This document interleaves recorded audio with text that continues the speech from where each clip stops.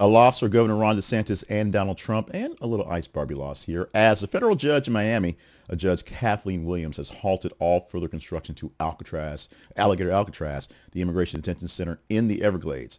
She has ruled that generators, waste systems, and fencing and lighting that have been placed there must be removed within 60 days, and no new detainees will be brought in within those 60 days. So it's basically effectively shutting it down.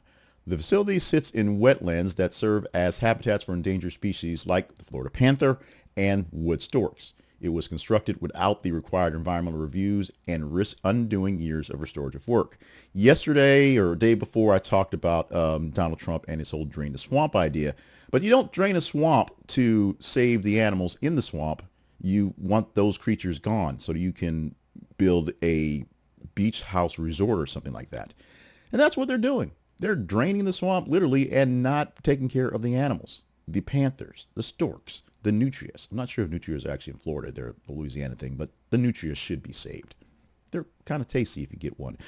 The ruling reinforces laws meant to protect fragile ecosystems, and it challenges the rapid high-profile immigration enforcement policies of the Donald Trump administration.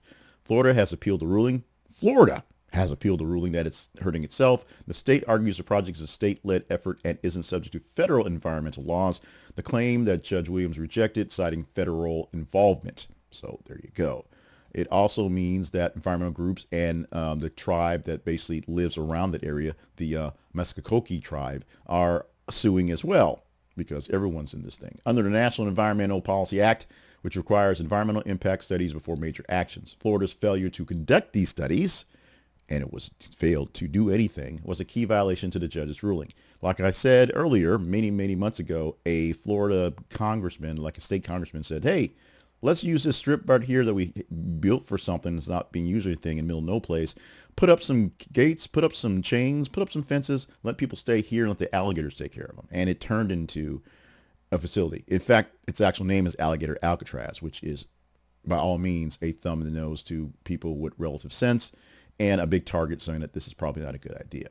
Now, a strong judicial precedent has been set for environmental efforts and for tribal protection in these states, but we'll see what happens going forward. It's in the court case, it's really just a slowdown, and the only thing that's really making this thing work is the judge said that it did not meet up the standards for the permits, essentially. You did not get the right permit, so tear it all down and start all over again, because it can actually start all over again with proper permittation.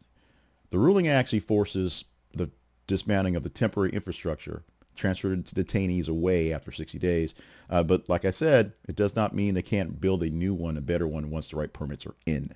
Further hearings will determine whether the entire site must be rebuilt or relocated, and we'll get that drama as it goes along. But for the moment, the decision basically puts immigration policy and environmental law at loggerheads, and we're going to see who's going to win out totally. Right now, it's environmental law because saving the planet is kind of important, even if getting rid of the bad guys, the bad hombres, is kind of important as well.